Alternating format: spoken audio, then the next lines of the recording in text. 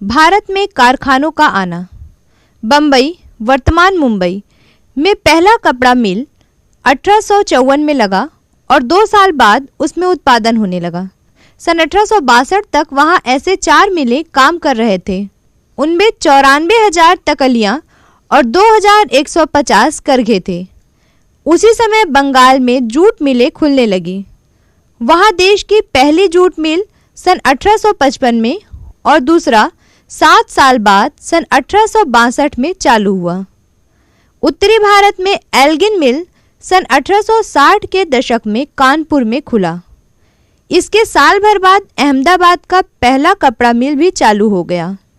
सन 1874 में मद्रास में भी पहला कताई और बुनाई मिल खुल गया। छत्तीसगढ़ के राजनांदगांव में सन 1894 में सीपी मिल प्रारंभ हुआ।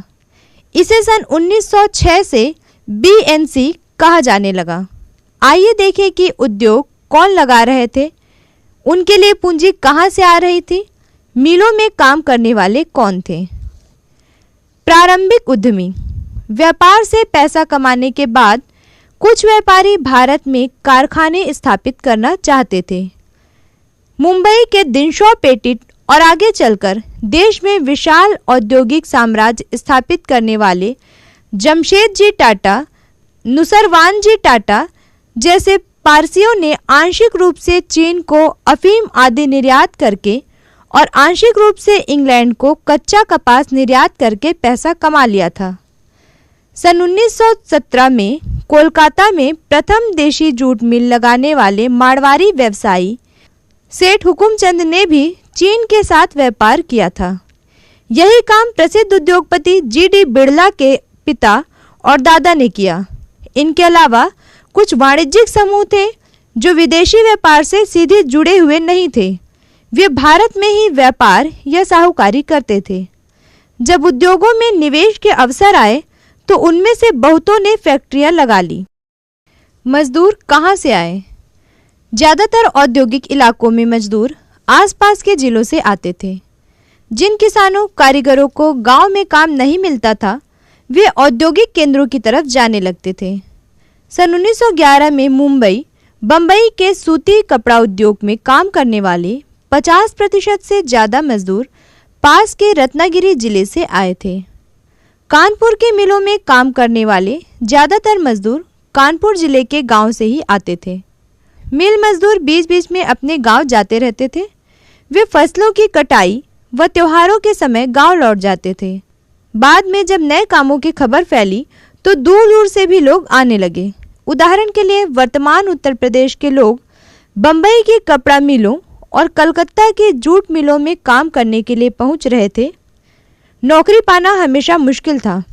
हालांकि मिलों की संख्या बढ़ती जा रही थी और मजदूरों की मांग भी बढ़ रही थी, लेकिन रोजगार चाहने वालों की संख्या रोजगारों के मुकाबले हमेशा ज़्यादा रहती थी। उद्योगपति नए मजदूरों की भर्ती के लिए प्रायः एक जॉबर, प्रतिनिधि या एजेंट रखते थे। जॉबर कोई पुराना और विश्वस्त कर्मचारी होता था। वह अपने गांव से लोगों को लाता था, उन्हें काम का भरोसा देता था, उन्हें शहर में जमने के लिए मदद देता था और मुसीबत में पैसे उधार देता था। इस प्रकार जॉबर ताकतवर व्यक्ति बन गया था। बाद में जॉबर मदद के बदले पैसों व तोहफों की मांग करने लगा और मजदूरों की जिंदगी को नियंत्रित करने लगा। अंग्रेज सरकार की नीतियां। भारतीय उद्योगपति यह मांग कर रहे थे कि भारत में आयात होने वाली वस्तुओं पर आयात शुल्क लगाएं ताकि भारतीय मिलों के उत्पादन को संरक्षण मिले और यह कि शासकीय उपयोग के लिए खरीदी में भारत में बने सामान को प्राथमिकता मिले।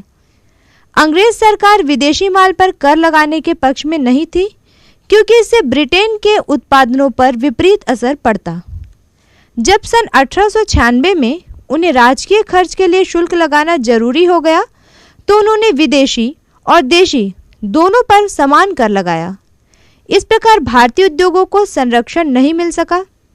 सरकार ने भारतीय उत्पादनों की गुणवत्ता की कमी का कारण दिखाकर यहाँ का सामान खरीदने से इनकार कर दिया। लिखने का कागज और स्याही तक ब्रिटेन से आयात होता था।